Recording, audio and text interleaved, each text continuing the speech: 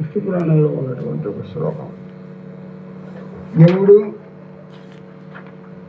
ప్రతిరోజు ఎవరైనా ఎక్కడైనా దోషాలను చేస్తుంటే వాళ్ళకి శరీరావసానం కావటంతో వాళ్ళు ప్రాణత్యాగం చేయడంతో తీరి ప్రాణత్యాగం చేయడంతో వాళ్ళని తీసుకొచ్చి శిక్షించేటటువంటి శాఖ అతనిది.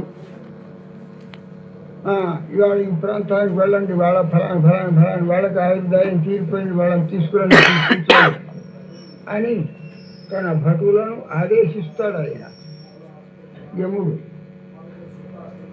అది ఇచ్చి పేర్లన్నీ ఇచ్చి ఆ లిస్టు ప్రకారం వీళ్ళందరినీ తీసుకొచ్చి ఈ శిక్షలు విధించండి అని తన భటులకు చెప్తాడు యముడు.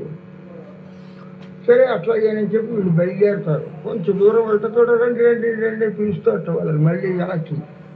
వీళ్ళేం ప్రమాదం తెచ్చిపెడతారు అని చెప్పి.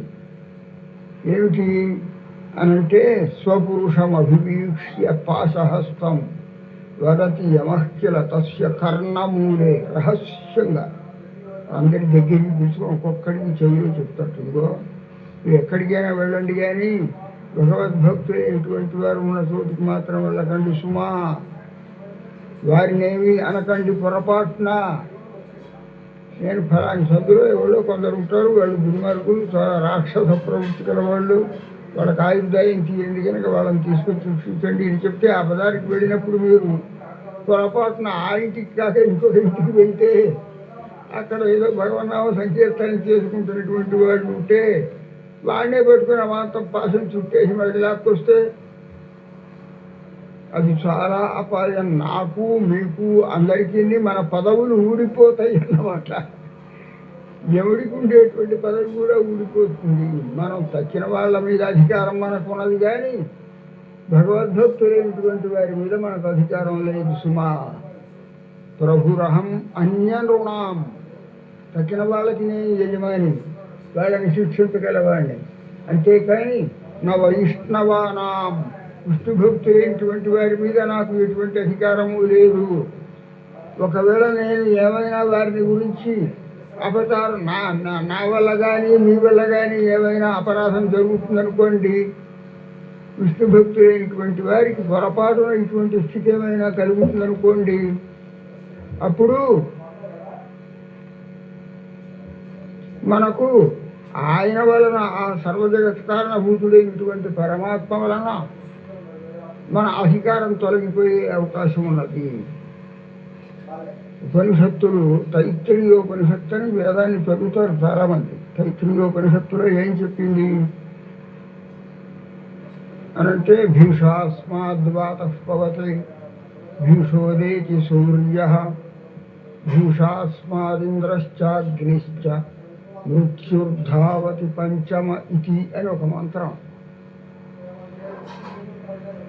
అగ్ని లేకపోతే వాయువు, సూర్యుడు, ఇంద్రుడు మొదలైన వాళ్ళందరూ కూడా తమ తమ పనులను సక్రమంగా ఏ కొద్ది మాత్రం ఏమరపాటు కూడా లేకుండా చేస్తున్నారంటే, ఆచరిస్తున్నారంటే ఎందుకోసం చేస్తున్నారు వాళ్ళ పనిని. ఏం సూర్యుడు 6ంటికే సరిగ్గా ఎందుకు ఉదయించాలి, మళ్ళీ సాయంత్రం 6ంటికే ఎందుకు అస్తమించాలి, కాసేపు నిద్రాలు పోలేద్దాంలే అని చెప్పి ఎప్పుడు 8:30కి సూర్యోదయం ఎందుకు కాకూడదు, తొందరగా వెళ్ళిపోవాలి ఇంటికి అని ఆఫీసర్లు అందరూ అనుకున్నట్టుగా సూర్యుడు కూడా 4:30కే అస్తమానం అయిపోయింది వెళ్ళిపోదాంలే అని ఎందుకు అనుకోకూడదు. సమయానికే ఎందుకు ఆ విధంగా తన కృత్యాన్ని, తన వ్యవహారాన్ని నిర్వహిస్తున్నాడు అని అంటే భీషా అస్మాత్, ఆ పరమాత్మకు భయపడి వీళ్ళు తమ తమ విధులను నిర్వహిస్తున్నారు సుమా. వీళ్ళందరితో పాటుగా మృత్యుర్ధావతి పంచమ ఇతి అని ఆ మంత్రంలో చివరి లైన్లో మృత్యువు లాంటి వాడు కూడా, అంటే యముడు లాంటి వాడు కూడా తన పని తాను చేయడానికి మహా తొందరగా పెరిగెడుతుంటాడు. కాదులే కాసేపు అయిన తర్వాత పోదాం లేదనుకోడు. అట్లా భగవంతుడికి భయపడేవారు, భగవన్నామ సంకీర్తనం చేసేటటువంటి వారికి కూడా ప్రేమపూర్వకంగా నమస్కరిస్తారు తప్ప మనం ఏదైనా కనుక అపాయంగా వారి విషయంలో అపచారం చేసినట్టయితే అసలు స్వామి భగవంతుడు మనల్ని శిక్షిస్తాడనేటటువంటి భయం మనస్సులో వాళ్ళకు ఉంటుంది. వారు ఏదైనా సత్కార్యం చేస్తున్నారు అనుకోండి, చేస్తున్నటువంటి సత్కార్యానికి తాము కూడా సహకరిస్తే తమకు కూడా ఆ పుణ్యంలో కొంత భాగం వస్తుంది భావిస్తుంటారు. ఆ విధంగా వైష్ణవులలో విష్ణు భక్తులైనటువంటి వారిలో ఉండేటువంటి ప్రభావం అంతటిది అని దీనిని బట్టి మనకు తెలుస్తుంది. మేఘుడు కూడా స్వయంగా వచ్చి మేము ఏం చేయమంటారు, ఎట్లా వర్షించమంటారు, ఎంత వర్షించమంటారు అని కోరుతున్నాడు అని అంటే వీళ్ళ దగ్గరికి వచ్చి వీరి యొక్క గొప్పతనం అంతటిది, దేవతల లాంటి వారు కూడా వచ్చి నమస్కారం చేసి వీరి సేవ చేయటానికి కోసం ఉద్యమిస్తారు అని దీన్ని బట్టి తెలుస్తోంది అన్నమాట.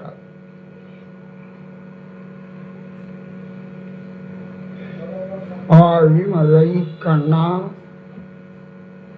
உருணி கைஹரவேல் ஆழியுள் பூக்கு முகந்து கொடு ஆர்த்தேரி ஊழி முதல்வன் உருவம்போல் மெய் கருத்து பாழியன் தோளுடை பற்பனாபன் கையில் அழிபோல் மின்னி வலம்புரி போல் நின்னதிர்ந்து தாழாதே சாரங்கமுதைத்து சாரங்கமுதைத்த சரமழை போல் வாழ உலகினில் பெய்திடாய் நாங்களும் மார்கழி நீராட மகிழ்ந்து ఏదో రెంబావాయ్. ఇది ఆ పాశురం.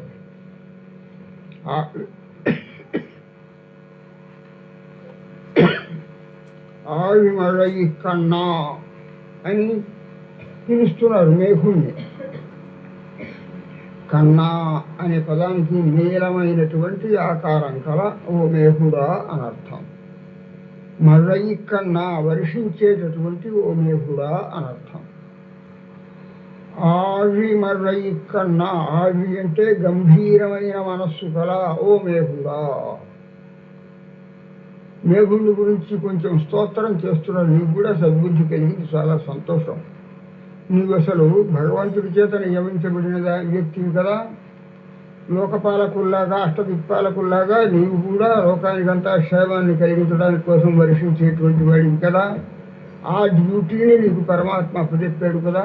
చాలా మంచివాడు వినేది అని స్తోత్రం చేస్తున్నారు.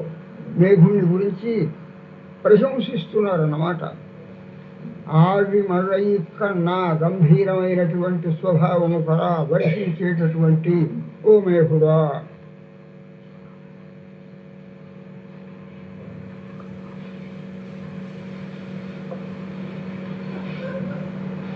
ఆవి మഴை కన్నా గంభీరమైన మనస్సు కల మేఘం అని చెప్పటాన్ని బట్టి ఏం తెలుస్తోంది ఇక్కడ అంటే మేఘంలో ఉండే గొప్పతనం మనకు సూచింపబడుతోంది. ఏమిటి గంభీరమైనటువంటి మనస్సు అంటే, మేఘం వర్షించేటప్పుడు ఒక చోట బాగా వర్షిద్దాం, ఒక చోట తక్కువగా వర్షిద్దాం అనేటటువంటి పక్షపాతం లేకుండా అంతటా వర్షిస్తుంది. అది మేఘంలో ఉండేటువంటి గొప్పతనం. లోకానికి అంతటికి ఉపకారం చేసేటటువంటి స్వభావం ఆ మేఘానికి. మరొక విశేషం, వీళ్ళందరూ కూడా నేను ఇంత వర్షించి వీళ్ళందరికీ క్షేమాన్ని కలిగిస్తుంటే వీళ్ళు నాకేమైనా ప్రత్యుపకారం చేస్తున్నారా అని అవతలి వాళ్ళ వల్ల తాను ప్రతిఫలాన్ని అపేక్షించేటటువంటిది కాదు మేఘం. అదే గొప్పతనం, మేఘానికి ఉన్నటువంటి గొప్పతనం అన్నమాట. ఆవి మഴை కన్నా, ఇక్కడ ఒక గొప్ప విశేషం ఉంది. మేఘుడిని గురించి చెప్పడం కాదు ఇక్కడ వాస్తవానికి. మేఘుడా వర్షించు అని చెప్పడం తాత్పర్యం కాదు ఇక్కడ. మీరు ఆ వర్షాన్ని అదే వ్రతం ప్రారంభించినప్పుడు మంగళ స్నానానికి కోసం మేఘుడిని ఆదేశించడం అంటే మేఘ రూపంలో ఉన్నటువంటి ఆ దేవతను గురించి చెప్పడంలో తాత్పర్యం కాదు. పరమార్థాన్ని విచారించుకుంటే ఒక సదాచార్యుని గురించి స్వామి నాకు కావలసినటువంటి ఉపదేశాలను వర్షించండి, మీరు చెప్పేటటువంటి ఉపదేశములను నేను గ్రహించి మేమందరము పరిశుద్ధులమై పరిపూతులమై ఉజ్జీవించేటట్లుగా వర్షించండి అని ఒక ఆచార్యుని గురించి చెప్పటం అని దీనికి అంతరార్థం అని అంటారు. పైకి మాత్రం మేఘుని గురించి చెప్పినట్టుగా మనకు కనపడుతుంది. గొప్ప గ్రంథములలో, రామాయణం లాంటి మహాగ్రంథాలలో, మహాకవులు రచించినటువంటి గ్రంథాలలో ఏదో కథలను గురించి చెప్పుకుంటూ పోవటం, ఆ కథ ద్వారా వినేటటువంటి వాళ్ళకందరికీ మనస్సు రంజింపజేసేటట్లుగా చెప్పటం కాదు ప్రధానం. మహాకవి అయినటువంటి వాడు గొప్ప విశేష అందులో అంతరార్థాన్ని ఏదో కూర్చి చెప్తుంటాడు. అది మహాకవి యొక్క స్వభావం అన్నమాట. అంతరార్థం ఏమీ లేకుండా పైకి వాస్తవానికి చెప్పడు. ఒకప్పుడు ఒక మహాపండితుడు బాగా తర్కము, వ్యాకరణము, శాస్త్రములు, భాష్యములు, కావ్యములు అన్నీ బాగా చదువుకున్నటువంటి వాడు. ఆయన ఒక మహారాజు గారి దగ్గరికి వెళ్ళాట. విన్నాడు ఆ మహారాజు గారు చాలా గొప్పవాడు, కృష్ణదేవరాయలు లాంటి వాడు, తన ఆస్థానంలో చాలామంది పండితుల్ని పోషిస్తున్నట్ట. మనం కూడా ఆయన దగ్గరికి వెళితే ఆయన గురించి ఏదైనా ఒక కావ్యం రాసి ఆయన నిరూపిస్తే ఆయన సంతోషించి మనకి ఆస్థాన కవి పదవి ఇస్తాడు అని వెళ్ళాడు ఆయన దగ్గరికి. వెళితే ఆయన ఆ మహాకవి ఆ మహారాజు గారు ఉన్నట్టు, ఇదిగో మా ఆస్థానంలో ఆ పండితులు ఉన్నారు, ఈ పండితులు ఉన్నారు, శాస్త్ర విద్వాంసులు ఉన్నారు, కావ్యాలను గురించి చెప్పేటువంటి వారు ఉన్నారు, అనేక రకాలైన పండితులు ఉన్నారు, వీళ్ళందరూ కూడా వాళ్ళందరినీ చూపించాడు. అంటే నువ్వు కూడా వాళ్ళలాగే ఉండు నా దగ్గర అని అర్థం అనుకున్నాడు అని దాన్ని బట్టి తెలుస్తుంది. అప్పుడు ఈ మహాపండితుడికి చాలా మనస్సులో ఆవేదన కలిగింది. తన ఆస్థానంలో ఉండే పండితుల గురించి తనకి తెలవదు వాస్తవానికి. మహారాజుకి ఏదో గొప్ప గొప్ప పండితులు సర్టిఫికెట్లు ఉన్నాయి కదా అని చెప్పి ఆస్థానంలో పండితులుగా వీడు ధర్మశాస్త్ర పండితులు, వీడు వ్యాకరణ పండితులు, వీడు మీమాంసా శాస్త్ర పండితులు వేసుకున్నారు. కానీ వాళ్ళల్లో ఉన్న సరుకెంతో నాకు తెలుసు. ఈయన వాళ్ళతో సమానంగా నన్ను పోలిస్తున్నాడు, ఏం బాగుండలేదు అని అనుకొని ఒక చిన్న శ్లోకం ఆ మహారాజుకి అప్పచెప్పేసి వెళ్ళిపోయాట. ఏమిటి ఆ శ్లోకం? ఇందాక మనం చెప్పుకున్నాం కదా, ఒక చిన్న శ్లోకం చెప్పినా, ఒక కావ్యం చెప్పినా దాని వెనకాల ఎంతో గంభీరమైనటువంటి రహస్యార్థం ఉంటుంది అని. ఆ శ్లోకంలో ఏమున్నదంటే, బంగారం కంసాలి వాడితో చెప్తోంది అని ఆ శ్లోకం. దానికి దీనికి ఏం సంబంధం? మహారాజు గారు శ్లోకం రాసిస్తున్నాడు అని అంటే తన గొప్పతనం చెప్పుకునే శ్లోకం చెప్పాలి. కానీ బంగారం కంసాలి వాడితో చెప్తోంది అని ఒక ఏమని చెప్తుంది ఆ బంగారం కంసాలి వాడితో అంటే, అదయంఘర్ష శిలాయాం దహవాదాహేన భింది లోహేన హే హేమకార కనకం మా గుంజాఫలయిస్తులయ. నేను బంగారాన్ని అయ్యా, ఇంతే ఉంటుంది బంగారం. నన్ను గురిగింజలతో పోలుస్తావా? గురిగింజలతో చూస్తావా? అదయం ఘర్ష. నీకు కావాలంటే నాలో ఉండే కాంతి ఎటువంటిదో నువ్వు తెలుసుకోవడానికి కోసం వెరుపుడి రాయి తీసుకో. దాని మీద నీ బలం ఉన్నంత వరకు రాయి రాస్తే నా కాంతి అంతా రాసి మీద బాగా స్పష్టంగా నీకు కనపడుతుంది నాలో ఉండేటటువంటి నిగ్గుదనం. అదయం ఘర్ష శిలాయాం దహవాదాహేన. ఇందులో ఏమైనా ఇంకా కొంచెం ఇతర లోహాలు కలిసినయేమో అని నీకు అనుమానం ఉంటే కావలిస్తే నన్ను నిప్పులో వేసి కాల్చు. బంగారాన్ని నిప్పులో వేసి చూస్తాం కదా, శుద్ధి చేస్తాం కదా, నన్ను నిప్పులో వేసి కాల్చు, ఒప్పుకుంటాను. భింది లోహేన. నన్ను ఆభరణాలలాగా మార్చడానికి కోసం సిక్క దెబ్బ, సమ్మెట దెబ్బలు కొట్టు, అన్నీ నేను భరిస్తాను. కానీ హే హేమకార కనకం మా గుంజాఫలయిస్తులయ. ఆ పాడు గుంజలతో వస్తేగా నన్ను పోల్చేది, చూసేది. నన్ను చూసడానికి నాతో సమానమైనటువంటి శక్తి గల మరొక వస్తువు ఉంటే దాంతో చూసి నేను ఒప్పుకుంటాను అని అన్నది అని ఆ శ్లోకం రాసి చేసి వెళ్ళిపోయాడు. ఏమిటి దాని అర్థం? వాస్తవానికి మీ దగ్గర ఉన్నటువంటి వాళ్ళ పండితులందరిలో గురుగిద్దరిలో ఎట్లా మచ్చలు ఉన్నాయో అన్ని దోషాలు ఉన్నాయి. ఈ పండితులందరిలో ఒకటికి సరిగ్గా చదువు సరిగ్గా రాదు, ఆకారానికి మాత్రం మంచి పుష్టిగా మంచి ఆలువలు వేసుకొని మంచి మంచి వేసుకొని రోజు కనబడి కూర్చున్నారు. కుండలాలు బిడలాలు మురుగులు సింహతలాటాలు పెట్టుకొని. కావాలంటే పరీక్ష చెయ్యి. నా పాండిత్యం ఏమిటో, ఏ శాస్త్రంలో నాకా పాండిత్యం ఉన్నదో నన్ను అడుగు, వాళ్ళని అడుగు, వాళ్ళేం సమాధానం చెప్తారో నేనేం సమాధానం చెప్తాను అని తన మనస్సులో ఉండేటువంటి అభిప్రాయాన్ని తెలుపుకున్నాడు అన్నమాట. అది ఏమిటి? మహాకవుల యొక్క లక్షణం. స్పష్టంగా విధవాడు వాళ్ళతో నన్ను పోలుస్తావా, వాళ్ళతో నేను అంత పండితుడిని ఇంత పండితుడిని వాళ్ళకేం తెలుసు అని తిరిగితే అక్కడైతే అవుతుంది ఈ మహాపండితుడికి. అందుకోసమని అట్లా కాకుండా ఓ చిన్న శ్లోకం రాసి వాడి భావాన్ని గ్రహించేటట్టుగా చెప్పేసి వెళ్ళిపోయాడు అన్నమాట. అది మహాకవుల యొక్క లక్షణం. ఇక్కడ ఆండాళమ్మ వారు ఈ పాసురంలో ఏం చెప్తున్నారు? ఓ మేఘుడా అని మేఘుణ్ణి గురించి చెప్తున్నారు అని మనం చెప్పుకుంటున్నాం. మేఘుణ్ణి గురించి కాదు, తమకు బ్రహ్మోపదేశం చేసినటువంటి మహానుభావులు ఎవరైతే ఉన్నారో, తమ తండ్రి గారు, తమ తండ్రి గారితో సమానమైనటువంటి మహానుభావులు భాగవతోత్తములు మరొకరు ఎవరైతే ఆచార్యులు ఉన్నారో వారిని ప్రార్థిస్తున్నారన్నమాట. ఆడిమరై కన్నా రెండు నీ కైహరవే స్వామి, మమ్మల్ని అనుగ్రహించడానికి కోసం నీవు అమృతం లాంటి నీ యొక్క దివ్యోపదేశములను మా మీద వర్షింపచేయి అని కోరుతున్నారన్నమాట.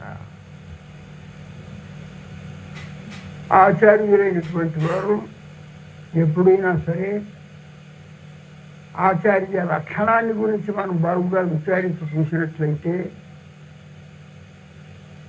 పరుల ద్వారా తను ఎవరికైతే బ్రహ్మోపదేశం చేస్తున్నాడో, ఎవరిలో నిజమైనటువంటి ఆర్తి కలిగి తన ఉపదేశాన్ని గ్రహించి సద్వినియోగం చేసుకోగలుగుతారో అటువంటి వారికి తాను ఉపదేశం చేస్తున్నాడు. ఆ శిష్యుల్లో ఉండేటువంటి లక్షణాలను తాను బాగుగా గుర్తించి వాడు కోరకపోయినా ప్రతిరోజు కూడా ఏవేవో అనేక రకమైనటువంటి ఉపదేశాలను చేస్తున్నాడు. అటువంటి ఉపదేశాలను చేయటం అనేటటువంటిది మేఘునితో సమానమైనటువంటి స్వభావం కల ఆచార్యులకే చెల్లుతుంది. మేఘం ఏం చేస్తుంది? మేఘంలోకి నీరు ఎక్కడి నుంచి వస్తుంది? సముద్రంలోకి వెళుతుంది. సముద్రంలో ఉండే నీళ్లను పీల్చుకుంటుంది. ఆ తర్వాత తీసుకొచ్చి మనకు వర్షిస్తుంది. సముద్రంలో నుంచి పీల్చుకున్నటువంటి నీళ్ళు ఎటువంటివి? మహా ఉప్పు నోటు పోసుకోలేము. అటువంటి నీళ్లను మార్చి అందులో ఉండే రసం మార్చి మనం అందరం ఆస్వాదించదగినట్లుగా తీపుదనం కలిగించి మనకు జీవనం ఇచ్చే విధంగా ఆ నీళ్ళని మార్చి మనకు తెచ్చిపోస్తుంది. మనం కొంచెం కోరితే మనం ఎంతో మందికి ఉపకారం కలిగేటట్టుగా వర్షిస్తుంది. అది మేఘం యొక్క స్వరూపం, స్వభావం. మన ఆచార్యుల యొక్క స్వభావం కూడా అటువంటిదే. ఈ ఆచార్యులైనటువంటి వారు శాస్త్రాలలో ఉండేటువంటి విషయాలన్నింటినీ తెలుసుకుంటున్నారు. ఆ శాస్త్రాలను తెలుసుకోవాలి అంటే అదే బరే ఇంక శాస్త్రాలు చెప్తాను రా అంటే ఎవరు రారు. ఆ శాస్త్రాలను చదువుకోవాలంటే 10 ఏళ్ళు 15 ఏళ్ళు 19 ఏళ్ళు గురుకుల వాసన చెయ్యాలి.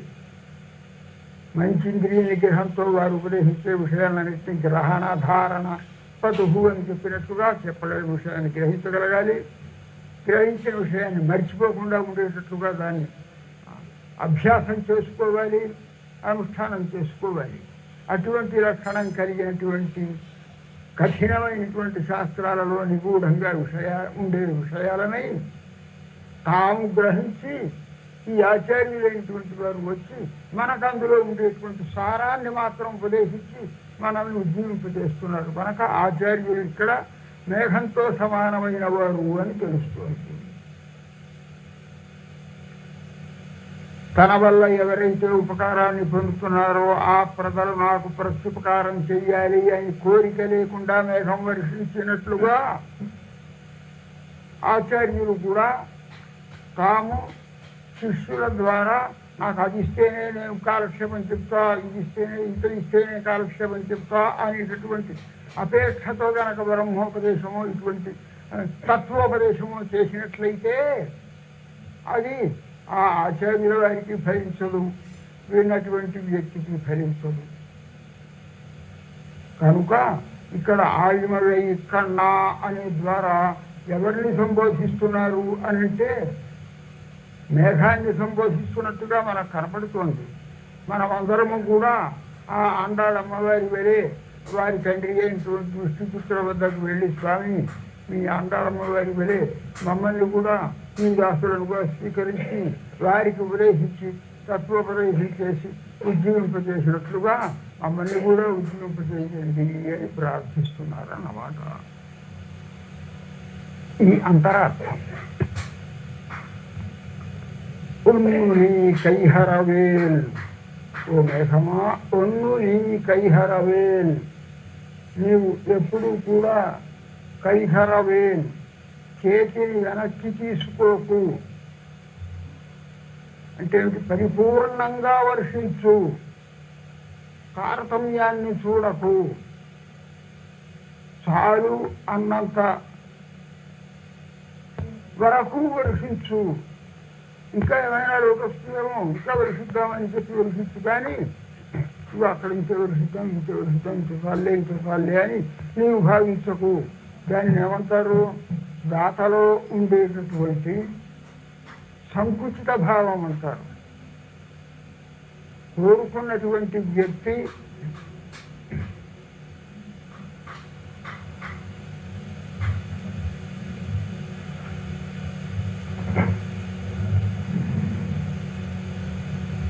కొంచెం కోరుకున్నా వాడి మీద ఉండేటటువంటి పరిపూర్ణమైనటువంటి దయతో అధికంగా తాను వర్షించేటటువంటి వాడై ఉండాలి ఆచార్యుడు. అది ఆచార్యుని యొక్క లక్షణం.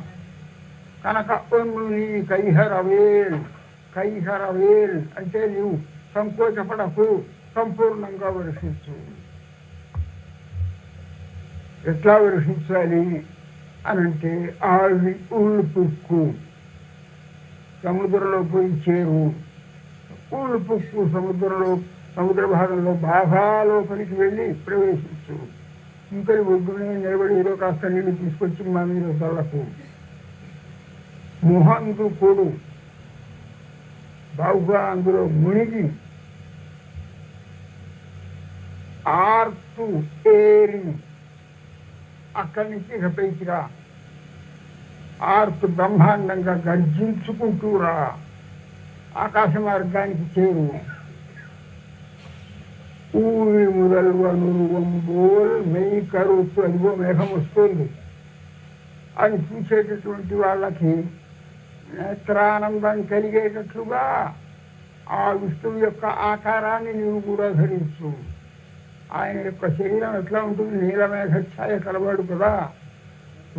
వస్తున్నది మేఘమా అని చూడటంతో కృష్ణుడేనేమో అని సందేహించగలిగినట్లుగా అటువంటి ఆకారాన్నే నీవు కూడా పొంది మా నేత్రానందం కలిగేటట్లుగా, మా పాపాలన్నీ తీరేటట్లుగా వర్షించు. ఊరి ముదల్వ నురువంబోల్ మెయ్యి కరుత్తు, శరీరం అంతా అట్లా నీలమంగా ఉండేట్టుగా ఆ మార్పును కలిగించుకొని రావలసింది. పావి అంతోళుడై పర్పనాభన్ కయ్యిల్ ఆవిగోల్ మిన్ని, విశాలమైనటువంటి సుందరమైన చతుర్భుజములు కలిగినటువంటి పర్పనాభన్ కయ్యిల్, పద్మనాభుడు. పద్మనాభుడు అంటే శ్రీమన్నారాయణుడు అన్నమాట. ఆయన యొక్క శ్రీహస్తంలో ఉండేటువంటి ఆవిపోల్ మిన్ని, ఆవి అంటే సుదర్శనం, చక్రాయుధం. ఆయన చేతిలో ఉండేటువంటి చక్రాయుధంలాగా, చక్రాయుధం ఎట్లా థరథరా మెరుస్తుంటుందో నీవు కూడా వర్షించే సమయంలో అట్లా మంచి మంచి మెరుపులు, ఆనందం కలిగించేటువంటి మెరుపులను ప్రకాశింపచేయి.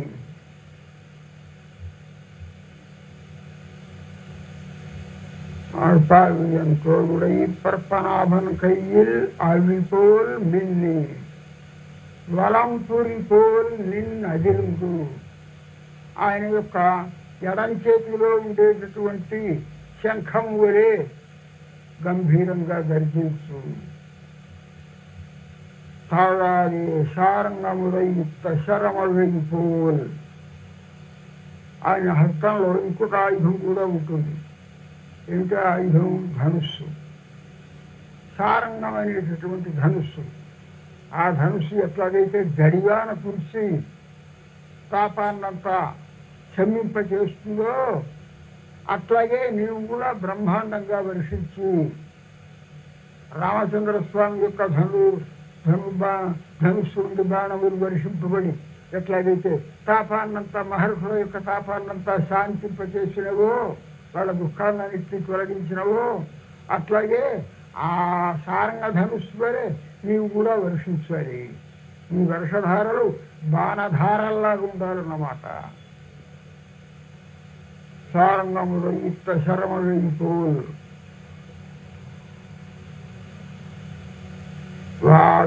లోకమంతా ఉజ్జీవించినట్లుగా ఉలహినిల్ పెందిరాయి, లోకమునందు మంచి వర్షమును కురిపించు అని నాంగళం మార్హవి నీరాడ.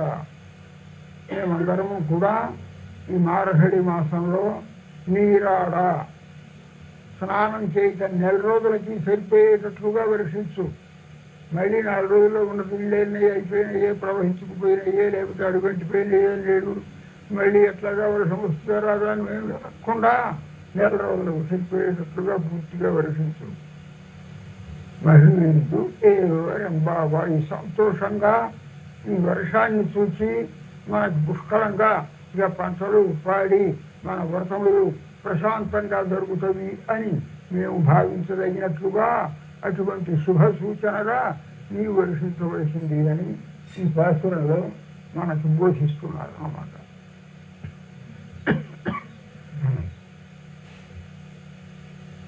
ఇక్కడ మేఘుణ్ణి గురించి ఆదేశిస్తున్నారని చెప్పుకున్నాం, ఆచార్యుని గురించి ప్రార్థిస్తున్నారని చెప్పుకున్నాం. రెండు ఒకటే. మేఘమన్నా ఆచార్యుడన్నా ఒకటే.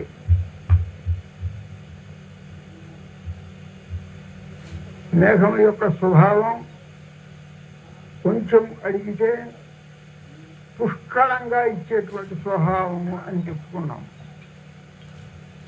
భక్తుడైనటువంటి వాడు స్వామి నాకు ఏదైనా ఒక మంత్రం ఉపదేశించండి చాలు, నేను చాలా బాధపడిపోతున్నాను అని తన ఆర్తినంతా ఆచార్యుడి యొక్క సన్నిధిలో ప్రకటించుకుంటే వీడి యొక్క ఆర్తిని గమనించినటువంటి ఆ ఆచార్యుడు సరిపో అని ఏదో ఒక మంత్రం చదువుకోపో అని కాకుండా వాడి మీద ఉండేటటువంటి దయారసంతో తాను ఉపదేశించేటటువంటి మంత్రంలో ఉండేటువంటి అర్థములను అన్నింటినీ బాగా వివరించి ఇక ఇటువంటి ఆచార్యుల సంబంధం వలనే నేను జీవించగలను అనేటువంటి విశ్వాసం వాడికి కలిగి వాడు తనను విడిచిపెట్టకుండా ఉండేటట్లుగా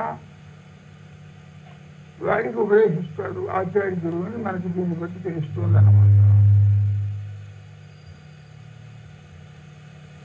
చాతక స్త్రిచతురాన్ పయఃకణాన్ యాచతే. చాతకమైన ఒక పక్షి ఉంటుంది, అది ఆకాశంలో సంచరిస్తుంటుంది. ఆ చాతకమనే పక్షి నేల మీద పడ్డ నీళ్ళని తాగదుట, అది దాని స్వభావం.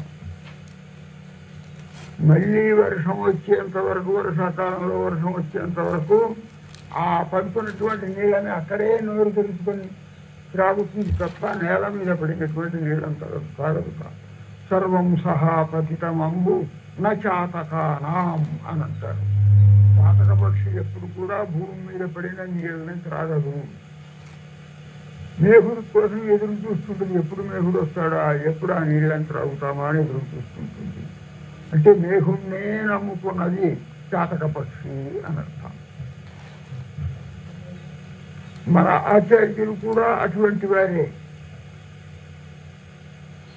పోతనామాత్యుని గురించి ఆయన యొక్క గొప్పతనం ఎంతటిది అని అంటే చాతక పక్షి లాంటి వాడు పోతనామాత్యుడు అని చెప్పచ్చు. ఎందుకు? భగవంతుడు ఇయ్యాలి, ఆయన ఇస్తే మనం జీవించగలుగుతాం. ఈ తెచ్చిన వాళ్ళు ఆ రాజులో ఈ రాజులో వాడో వీడో ఏమి ఇస్తారు? వాడికి ఇంత గ్రంథాన్ని రచించి తీసుకెళ్ళిస్తే వాడు 2 ఎకరాల భూమి 10 ఎకరాల భూమి ఏదో ఇస్తాడు. దానివల్ల మనకు వాడికంటే ఇచ్చిన ఇంకో మహారాజు వాడు వచ్చి వాడిని తలదాన్ని వాడిని లాక్కుపోతుంటే ఇక మనకు దిక్కేముంది అని చెప్పి భగవంతుణ్ణే నమ్ముకొని ఉండేటటువంటి ఉత్తములైనటువంటి భక్తులు ఉన్నారే, వాళ్ళు చాతక పక్షులు లాంటి వాళ్ళు అని దీన్ని బట్టి మనకు తెలుస్తుంది అన్నమాట. అట్లా చాతక పక్షి లాంటి వృత్తి కలిగి ఉండాలి శిష్యుడైన వాడు. ఆ చాతక పక్షి కోరేటటువంటిది 4 నీటి చుక్కలే. అది ఎంత ఉంటుంది, ఇంత ఉంటుందేమో ఆ పక్షి. అది తాగేది ఎంత ఉంటుంది అంటే ఏదో 4 చుక్కలు పడుతుంది. కానీ మళ్ళీ అంతవరకు ఎదురు చూస్తుంది. కానీ ఇంకోటి దగ్గరికి వెళ్ళి ఇంకో చోటికి వెళ్ళి నీళ్లు కావాలని కోరుకోరదు.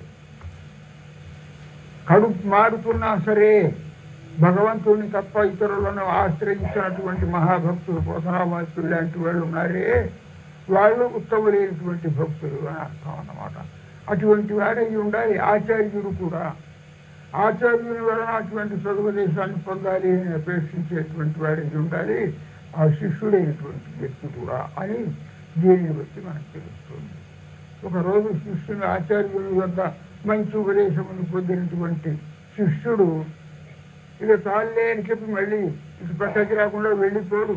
ఇంకా ఏ విశేషాలని చెప్తారో, ఇంకా ఏం విశేషాలని చెప్తారో వినాలి అనేటటువంటి ఉత్కంఠతో వచ్చి ప్రతిరోజు కూడా వారినే ఆశ్రయించి అనేక విషయములను తాను ఉజ్జీవించడానికి జరిగినటువంటి వాటిని లభించుకుంటాడు. ఇది ఉత్తమ శిష్యుని యొక్క లక్షణం అన్నమాట.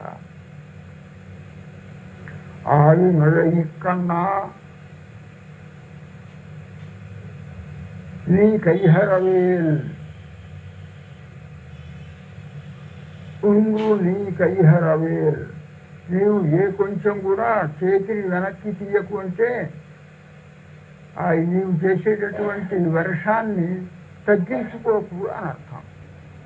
ఇక్కడ ఆండాళమ్మవారు గోపికలు మొదలైన విష్ణుభక్తులు ఆ గోష్ఠిలో ఉన్నటువంటి వారందరూ కూడా మేఘుని గురించి కోరుతున్నారు. ఇంకో చోట ఎక్కడైనా నువ్వు ఎట్లయినా వర్షించినా మాకు అవసరం లేదు, కానీ ఇక్కడ మాత్రం నీవు పరిపూర్ణంగా వర్షించాలి సుమా. ఇది ఎవరి గోష్ఠి?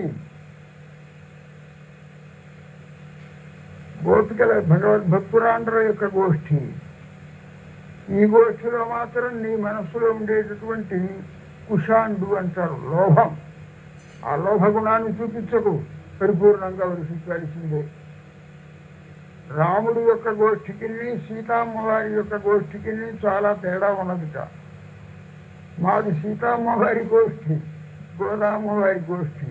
రాముడి యొక్క గోష్ఠికి సీతామ్మవారి గోష్ఠికి ఏమిటి తేడా అంటే, మనకు పరాశర భక్తరాన్ని విష్ణు సహస్రనామాన్ని ప్రసాదించినదే. ఆ స్తోత్రాన్ని ప్రసాదించినటువంటి పరాశర భక్తుడు వారు శ్రీగుణ రత్న కోశము అనేటటువంటి ఒక స్తోత్రం రాశారు. అది కూడా మీకు ఆ స్తోత్రాల పుస్తకంలో ఉంది. లక్ష్మీ అమ్మవారి యొక్క వైభవాన్ని సాగి చెప్పేటటువంటి స్తోత్రం. స్త్రీలందరూ కూడా సాయంత్రం పూట దీపారాధన చేసుకొని లక్ష్మీ అమ్మవారి విగ్రహాన్ని పెట్టుకొని ఆ స్తోత్రాన్ని పఠిస్తే ఒక 10-15 నిమిషాలు పడుతుంది, అంతకంటే ఎక్కువ పట్టదు. చాలా పవిత్రమైనటువంటి స్తోత్రం.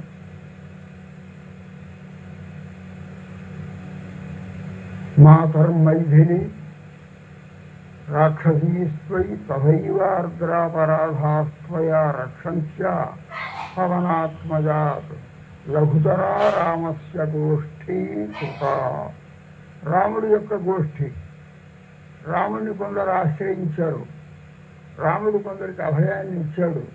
రాముడు ఆ వాళ్ళని రక్షించేటప్పుడు కూడా తారతమ్యాన్ని గుర్తిస్తున్నాడు. ఫలాన్ని వాడు వీడు, ఫలాన్ని వాడు వీడు, వీడిని ఇట్లా రక్షించాలి, లేకపోతే వీడు ఈ లోపం ఉంది కనుక వీడు కొంచెం శిక్షించాలి అని తారతమ్యం ఆ గోష్ఠిలో ఉంటుంది. రాముడి యొక్క గోష్ఠిలో. మా గోష్ఠిలో అటువంటిది ఏమీ ఉండదు. ఎవరైతే వచ్చి మా గోష్ఠిలో అన్వయించి నామ సంకీర్తనం చేస్తారో అందరికీ క్షేమం కలగాలి అని కోరుకునేవాళ్ళం. కనుక మా దగ్గర వచ్చి నువ్వేదో సహాయం చేస్తానంటున్నావు కనుక అక్కడిలాగా కాకుండా సంపూర్ణంగా నీవు ఇక్కడ వేషించి తీరాల్సిందే. మాతర్మైథిలి, ఓ తల్లి సీతాదేవి, ఓ లక్ష్మి, రాక్షసీస్త్వయి తదైవార్ద్రాపరాధాస్త్వయా రక్షంత్య పవనాత్మజాత్ లఘుతరా రామస్య గోష్ఠీకృత. మెత్తని హృదయం కలిగినటువంటి వారు ఈ అమ్మవారు. అంతవరకు కూడా హనుమంతుడు వచ్చి రావణాసురుడు వధించబడ్డాడమ్మా అనే వార్త చెప్పేంత వరకు కూడా ఆ పక్కన ఉన్నటువంటి రాక్షస స్త్రీలందరూ కూడా సీతామ్మవారిని నానా రకాలుగా క్షోభ పెడుతున్నారు, బాధ పెడుతున్నారు, తిడుతున్నారు, కొడుతున్నారు, గిచ్చుతున్నారు, కొరుకుతున్నారు. ఇట్లా నా క్షోభ పెడుతున్నా పాపం భరిస్తోంది ఆ మహాతల్లి. అప్పటి వరకు అంతటి బాధను కలిగిస్తున్నటువంటి వాళ్ళని హనుమంతుడు రావటంతో చెప్పారట, అమ్మా రావణాసురుడు వధింపబడ్డాడు, శుభవార్త నీకు చెప్పడానికి కోసం వచ్చాను. మంచి చాలా సంతోషం. అట్లాగా నాకు ఒక చిన్న సహాయం చేయాలమ్మా అని అడిగినట్ట. అంటే మరి నేను చేయ సహాయం, నీకు సహాయం నేను చేయటం ఏంటి అని అంటే ఏం లేదు, నాకు ఒక ఛాన్స్ ఇవ్వాలి, నువ్వు ఒక మంచి అవకాశం ఇవ్వాలి. వీళ్ళందరినీ కూడా నువ్వు కొంచెం ఆజ్ఞ ఇస్తే నలులను నలిపేసినట్టుగా నలిపేసేస్తాను వీళ్ళందరినీ కూడా. ఇంతవరకు ఏ అపరాధము చేయనటువంటి మహానుభావురాలి జగదేక మాతవి అటువంటి ఇంత బాధించారే, వీళ్ళకి ఏ శిక్ష, ఇంకెక్కడో శిక్ష కాదు, ఏం రకాలోకం కాదు, ఆ శిక్షనంతా నేనే చేస్తాను వీళ్ళకి అని ఆ అవకాశం ఇమ్మన్నట్ట. ఇక అవకాశం ఇమ్మంటే ఏమన్నాడు సీతమ్మవాడు, నకశ్చిన్నాపరాధ్యతి అన్నారు. ఏంటి వాడు తప్పు చేశారంటావా? ఏం తప్పు చేశారు వాడు? మిమ్మల్ని బాధిస్తున్నాడు కదా, వాళ్ళు పాపం చేశారనుకుంటున్నారు. వాళ్ళు తప్పు చేశారని నేను అనుకోవటం లేదు. ఎందుకు అనుకోవటం లేదు? వాళ్ళు ఎవరు చెప్తే ఈ పని చేస్తున్నారు? తమ యజమాని చెప్తే నన్ను బాధిస్తున్నారు. ఆ తప్పు వాడిదవుతుంది కానీ వీళ్ళది కాదు. యజమాని చెప్పినట్టుగా భృత్యు అయినటువంటి వాళ్ళు వర్తించడం తప్ప. నేను అడిగే ఈ ప్రశ్నకి సమాధానం చెప్పు. నీవు ఇక్కడికి వచ్చావు, రావణాసురుడు వధింపబడ్డాడు అని. సీతామ్మవారు ఎక్కడుంది అని వెతకడానికి కోసం ఇంతకుముందు మీ యజమాని పంపిస్తేనే వచ్చావు. ఇంతకుముందు లంకా దహన వరకు చేసిపోయావు. ఇవన్నీ ఎవరి ఆదేశం ప్రకారం చేశావు? మీ యజమాని యొక్క, సుగ్రీవుడి యొక్క, లేకపోతే రామచంద్ర స్వామి యొక్క ఆజ్ఞ ప్రకారం వచ్చి నీ పని మా దగ్గరికి వచ్చి ఈ విషయాన్ని చెప్పావు. యజమాని యొక్క ఆదేశాన్ని పాటించడం నీలో ఉన్న గొప్పతనమేనా కాదా? లేకపోతే అది తప్ప? యజమాని యొక్క ఆదేశం ప్రకారం ప్రవర్తించడం అనేటటువంటిది వాస్తవమైతే, అదొక ధర్మం అయితే, ప్రభు యొక్క ఆజ్ఞను పాటించడం అనేటటువంటిది భృత్యుడి యొక్క ఉత్తమ ధర్మం అయితే, వీళ్ళందరూ కూడా, ఈ రాష్ట్ర స్త్రీలందరూ కూడా రావణాసురుడి యొక్క ఆజ్ఞను పరిపాలించారు కనుక, రావణాసురుడి యొక్క ఆజ్ఞను పరిపాలించకుండా వీళ్ళు నన్ను బాధించలేదు కాబట్టి యజమాని యొక్క ఆదేశాన్ని పాటించిన వీళ్ళందరూ కూడా మంచి పని చేశారు నేను అనుకుంటున్నాను. ఇది చేసింది తప్పు కాదు అని నేను అనుకుంటున్నాను. యజమాని ఆదేశం పాటించడం తప్పైతే నువ్వు రాముడి ఆదేశాన్ని పాటించడం నీది మొట్టమొదటి తప్పు. ఎవరిది తప్పు? అమ్మ అట్లా అంటారేమిటి? నేను తప్పు చేశానా? యజమాని యొక్క ఆదేశం పాటించడం తప్పేనేమో. ఇప్పుడు వారందరూ చెప్పినట్టుగా రావణాసుడి ఆదేశం పాటిస్తున్నారు కానీ వాళ్ళు తప్పేదే. నీకేం శిష్టపడాలి చెప్పు? ఇక తప్పేమో చేయని వాడు ఎవడైనా ఉంటాడా? రామచంద్ర స్వామి లేడా అంటారు. రామచంద్ర స్వామి కూడా ఒక తప్పే చేశాడు. రామచంద్ర స్వామి ఏం తప్పు చేశాడు? 10 మాసాలు నన్ను వనవాసంలో ఉంచి బాధ పెట్టాడే, ఆయనకి తెలవదా నేను ఇక్కడ ఉన్నానని? సాక్షాత్ పరమాత్మ స్వరూపుడు కదా. ఆయన ఏం చెప్పుకున్నాడు? పిశాచాన్ దానవాన్ యక్షాన్ పృథివ్యాని చైవ రాక్షసాన్ అంగుళియగ్రేణ తాన్ హన్యాం ఇచ్చన్ హరిగణేశ్వర అని సముద్రుని గురించి శోభింపు చేయడానికి బాణం తీసినప్పుడు ఆయన పరత్వం తెలియబడలేదా?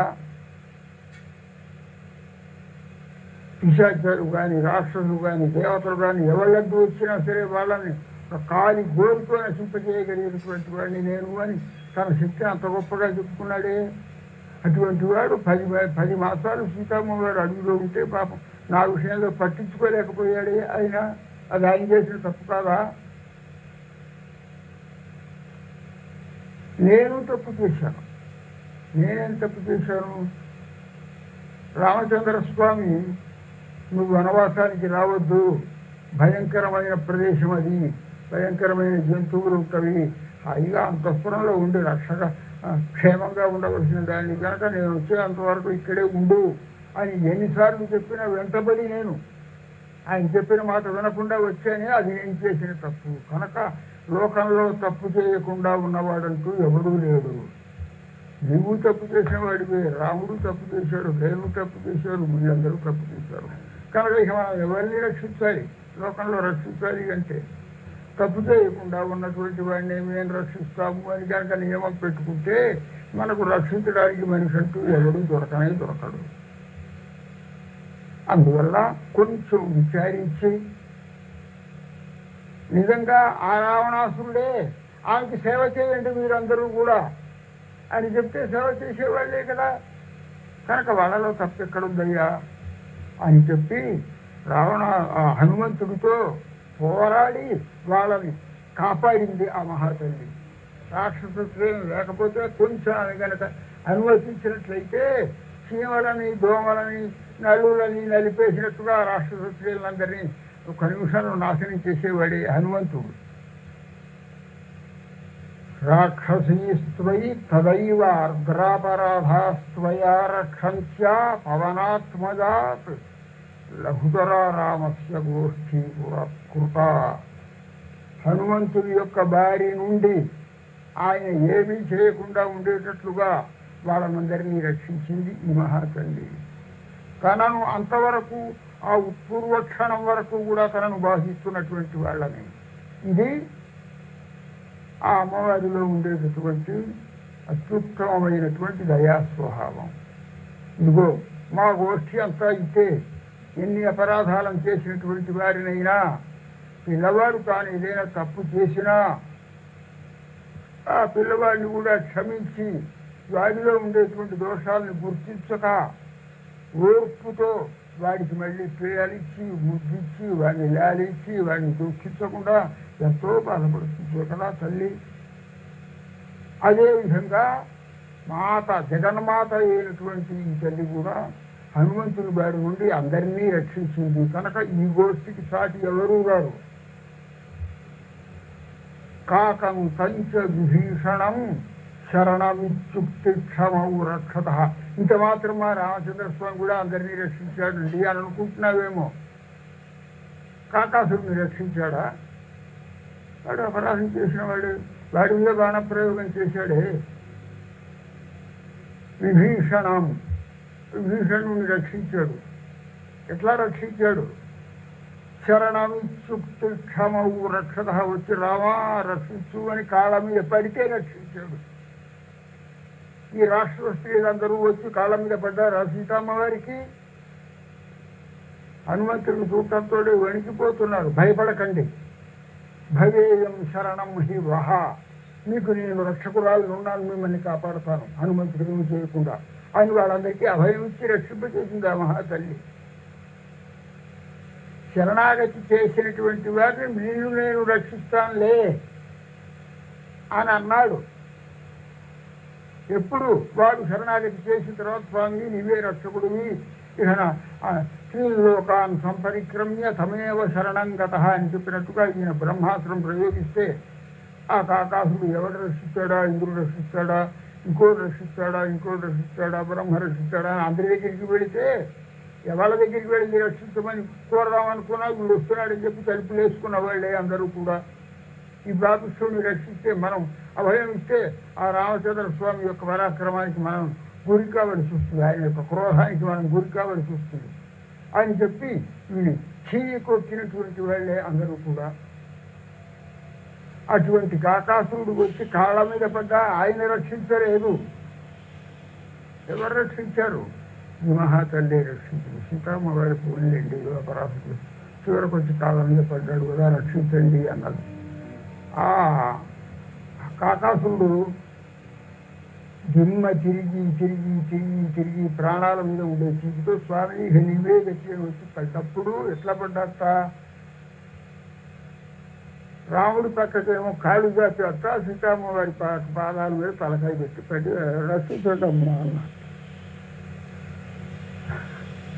అప్పుడు ఆ మహాతల్లి తచ్చిర పాదయోస్తస్య యోజయామాస జానకి అని ఈ వాడి తలని తన కాళ్ళ మీద పెట్టి పడినటువంటి వాడి తలని ఆయన కాళ్ళ పాదముల మీద ఉంచి పాపం వీడిని రక్షించండి అని మంటారు. కనుక వాడిని రక్షించడానికి కూడా సాక్షాత్కారణం ఈ మహాతల్లే. వాడు రక్షించండి అని కోరిన తర్వాతనే, ఈమె సహకారం చేసిన తర్వాతనే ఆ రామచంద్ర స్వామి రక్షించాడు. విభీషణుడైనా స్వామి నేను అంతా వదిలిపెట్టేసి వచ్చాను, నేను రావణాసురుడు లాంటి వాడిని కాదు, నీవే రక్షకుడివి అని నిన్ను ఆశ్రయించడానికి కోసం వచ్చాను అని మొత్తుకుంటే ఆ విభీషణుడిని రక్షించాడు. కనుక భక్తులైనటువంటి వారిని రక్షించడంలో ఆ తల్లి గొప్పదా, ఈ తండ్రి జగన్మాత ఆమె గొప్పదా, జగత్పిత లోకానికంతా గొప్పవాడు ఈయన గొప్పవాడు అని విచారిస్తే ఆ సీతామ్మవారి గోష్ఠి కానీ రామచంద్ర స్వామి యొక్క గోష్ఠి కానీ ఏది గొప్పది అని మనం తారతమ్యం పరిశీలించుకుంటే లఘుతర రామస్య గోష్ఠీ కృత, రాముడి యొక్క గోష్ఠి దీని కింద చాలా తక్కువ. ఆర్తులైనటువంటి వారిని రక్షించడంలో గొప్పది అమ్మవారి యొక్క గోష్ఠియే. ఆమెను ఆశ్రయిద్దాం, తప్పకుండా రక్షించి తీర్చినందులో సందేహం లేదు. ఆయన ఆశ్రయిస్తే పరీక్షలన్నీ చేసిన తర్వాత తనకు నచ్చితే ఎవరైనా సహకారం చేస్తే అది వాడు లబో దిబో అని మొత్తుకుంటే అప్పుడు ఆయన రక్షిస్తాడు. అట్లాగా ఓ మేఘుడా, నీవు ఇక్కడ రక్షించడానికి కోసం వచ్చావు. నీ రామచంద్ర స్వామి దగ్గర లేకపోతే ఆ భగవంతుడి దగ్గర ఉండేటువంటి గోష్ఠులలాగా నీవు తారతమ్యాన్ని చూడకు. ఇదిగో ఆ చక్రవర్తి గారి ఆజ్ఞ ఒకటే, ఎవళ్ళైతే సక్రమంగా మేము చెప్పినటువంటి రాజకీయ ధర్మాలన్నింటినీ పాటిస్తున్నారో, సక్రమంగా వ్యవహరిస్తున్నారో వారందరికీ మేము రక్షణ కల్పిస్తాం.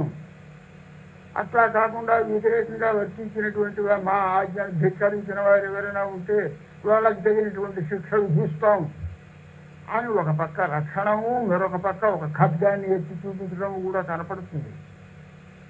రఘుతర రామస్య గోష్ఠీ కృత, కనుక మా గోష్ఠిలో మాత్రం రామచంద్ర స్వామి యొక్క గోష్ఠిలో లాగా తారతమ్యాన్ని గుర్తించడానికి వీల్లేదు.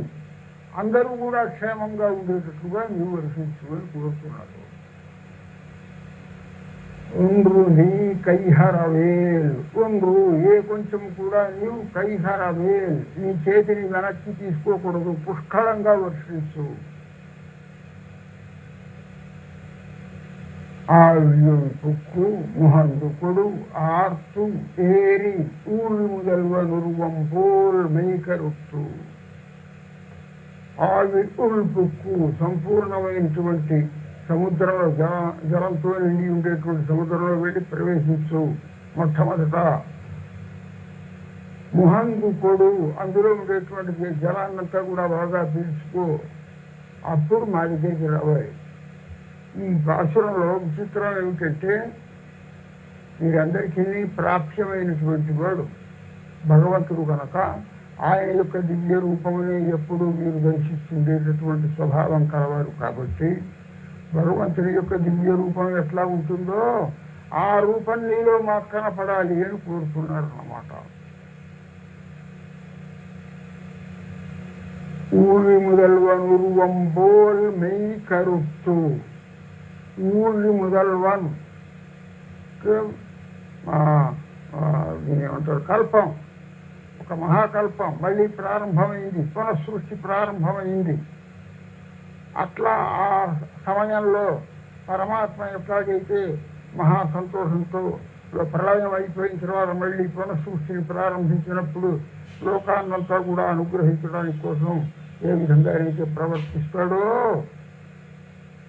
మమ్మల్ని అందరినీ అనుగ్రహించడానికి ఎండాకాలంలో ఎండిపోయి ఎక్కడ ఒక పచ్చ గడ్డి పరక కూడా కనపడినటువంటి పరిస్థితి ఉన్నటువంటి భూమి మీద దయతో ఎట్లాగైతే వర్షిస్తావో మా మీద కూడా అనుగ్రహంతో నీవు ఆ విధంగా వర్షించాలి సుమా. ఊవి మొదల్వన్ అనే పదానికి అర్థం భగవంతుడు సృష్టిని చేస్తున్నప్పుడు ఎందుకోసం సృష్టిని చేస్తున్నాడు, ఆయనకేం పని లేకుండా ఊరికే కూర్చుని సృష్టిని చేయటం లేదు. లోకంలో కోటాను కోట్ల జీవులు ఎందుకో బాధపడుతున్నారు. ఆ బాధపడుతున్నటువంటి జీవులందరూ కూడా నేను ఇచ్చినటువంటి సృష్టిలో నేను ఇచ్చినటువంటి అవకాశాన్ని వినియోగించుకొని, అంటే కరణకళేబరములు అంటారు, మన శరీరము ఇంద్రియములు ఇవన్నీ ఉపయోగించుకొని నేను ఇచ్చినటువంటి గృహారామ క్షేత్రాలను ఉపయోగించుకొని సన్మార్గంలో ప్రవర్తించి ఉజ్జీవించండి అని చెప్పి ఆయన సృష్టిని చేస్తున్నాడు. ఆ సృష్టిని చేస్తున్నటువంటి పరమాత్మ కూడా దయతో చేస్తున్నాడు, కానీ తనకు పని లేకుండా చేయటం లేదు. ఆ పరమాత్మ యొక్క సృష్టిని చేసినప్పుడు ఆయన ఎంతమందిని పాపం ప్రయత్నించి ఉజ్జీవింప చెయ్యాలి అని ఆశపడుతున్నాడో ఆ ఆశ నెరవేరకపోయినా మళ్ళీ మళ్ళీ ప్రళయం, మళ్ళీ సృష్టి, మళ్ళీ ప్రళయం, మళ్ళీ సృష్టి అన్నట్టుగా అవిశ్రాంతంగా తన యొక్క పనిని కొనసాగిస్తూనే ఉన్నాడు పరమాత్మ.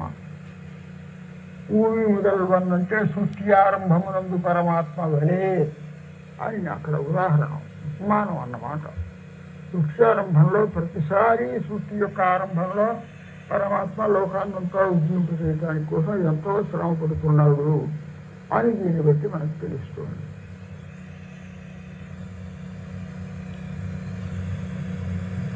విష్ణు సహస్రనామాలలో భగవంతునికి ఒకానొక పేరు చెప్పబడ్డది, అనిర్విణ. అనిర్విణ సరామర్షి అని వస్తున్నాను. అనిర్విణ అనే పదంలో ఇప్పుడు చెప్పినటువంటి తాత్పర్యం అంతా నిగూఢంగా కూర్చబడి ఉన్నది అని చెప్పారు వ్యాఖ్యానంలో, భాష్యాలలో. నిర్వేదము లేనివాడు అని అర్థం అనిర్విణ అనంటే. నిర్వేదం అంటే ఏమిటి? తాను ఒక పని చేశాడు, ఆ పని ఫెయిల్ అయిపోయింది, మళ్ళీ చేద్దామని ప్రారంభించాడు. రెండోసారి చేసినా కానీ ఆ పని ఫలించలేదు, ఇక మళ్ళీ వాడు ఆ పని చేయడు. సంవత్సరం అనుకుంటాడు, ఇంత కష్టపడ్డానే ఫలించలేదే నేను ఇంత చేస్తే అని నిర్వేదాన్ని పొందుతాడు. నిర్వేదం అంటే అది నిష్ఫలత్వధీ అని అంటారు. నిర్వేద నిష్ఫలత్వధీ, నేను ఇంత శ్రమపడ్డా ఫలితం కలగలేదే అనేటటువంటి ఆవేదనని నిర్వేదం అని అంటారు. పరమాత్మ అటువంటి నిర్వేదం కలవాడు కాదుట. ఫలితం అనుకున్నంతగా ఫలితం లభించకపోయినా మళ్ళీ ప్రయత్నం చేస్తూనే ఉంటాడు, మళ్ళీ ప్రయత్నం చేస్తూనే ఉంటాడు, మళ్ళీ ప్రయత్నం చేస్తూనే ఉంటాడు. ఒక రైతు ఉన్నాడు, ఒక సంవత్సరానికి వర్షం వస్తూ వర్షాకాలం దగ్గరికి వస్తుందని చెప్పి నారు పోసుకున్నాడు, దున్నుకున్నాడు. కానీ పాపం వర్షాకాలం వస్తుందని ఎదురు చూశాడు, కానీ వర్షాలు లేవు. ఆ సంవత్సరం వర్షాలే లేవు. మరుసటి సంవత్సరం మళ్ళీ సరే ఆ సంవత్సరం అంతా ఎట్లాగో గడిపారు, అయిపోయింది. మరుసటి సంవత్సరం మళ్ళీ వర్షాలు వస్తున్నాయి కదా అని మళ్ళీ నారు పోసుకున్నాడు, మళ్ళీ భూమిని దున్నుకున్నాడు, మళ్ళీ ఎంతో శ్రమ పడ్డాడు, మళ్ళీ సిద్ధంగా నాటడానికి కోసం సిద్ధంగా ఉన్నాడు. ఆ సంవత్సరం వర్షం విపరీతంగా కురిసింది. వీడు నాటినటువంటి నారు చెట్లు అన్ని మొత్తం అంతా కొట్టుకుపోయినాయి. అనావృష్టి వల్లనేమో మొదటి సంవత్సరం ఫలించలేదు, రెండవ సంవత్సరంలో అతివృష్టి వల్ల వీడు చేసినటువంటి ప్రయత్నం అంతా నిష్ఫలం అయిపోయింది. అయిపోతున్నాడా? మళ్ళీ 3వ సంవత్సరం వచ్చింది. 3వ సంవత్సరంలో మళ్ళీ వ్యవసాయం చేస్తున్నాడు, ప్రయత్నం చేస్తున్నాడు.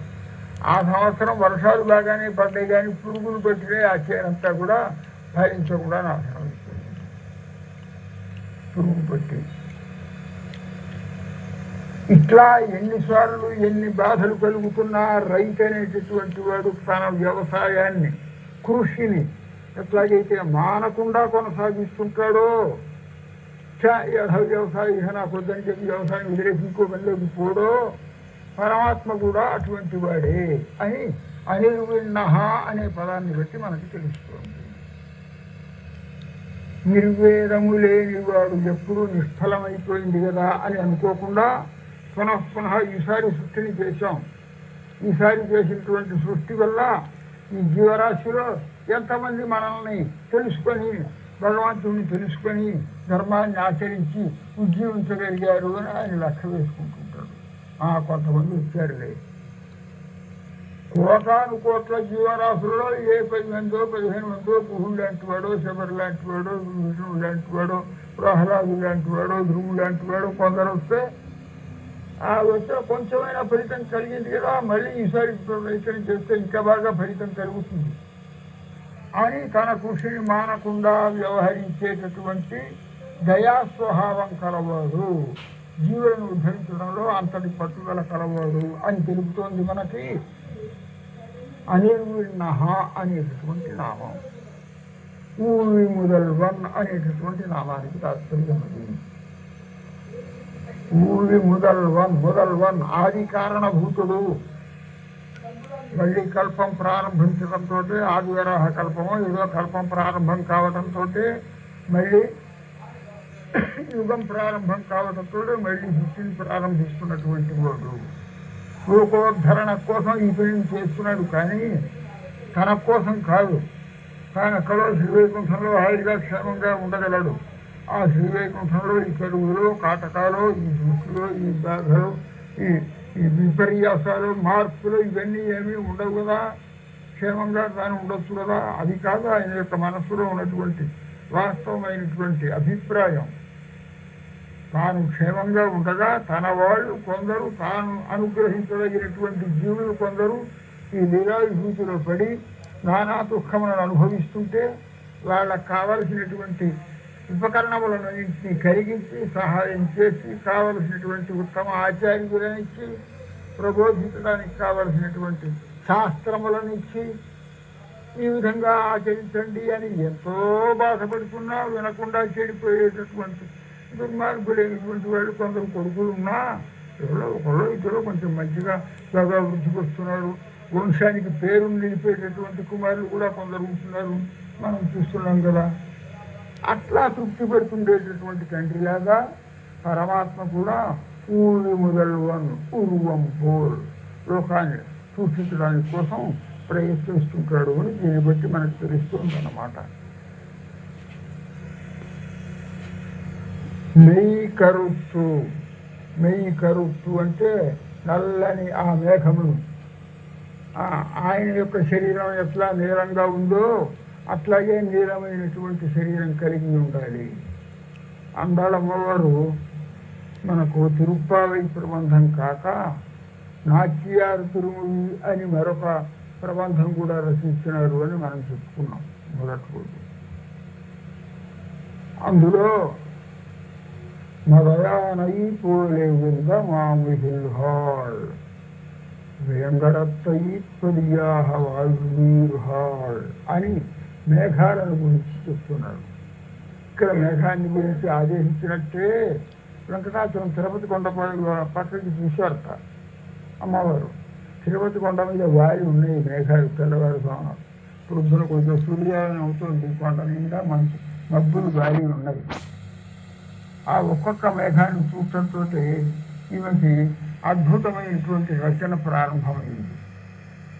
మంచి దృశ్యాన్ని చూడటంతో ప్రతిభ కలిగినటువంటి కవికి దాని గురించి వర్ణించాలనేటటువంటి ఒక సదభిప్రాయం కలుగుతుంది కదా.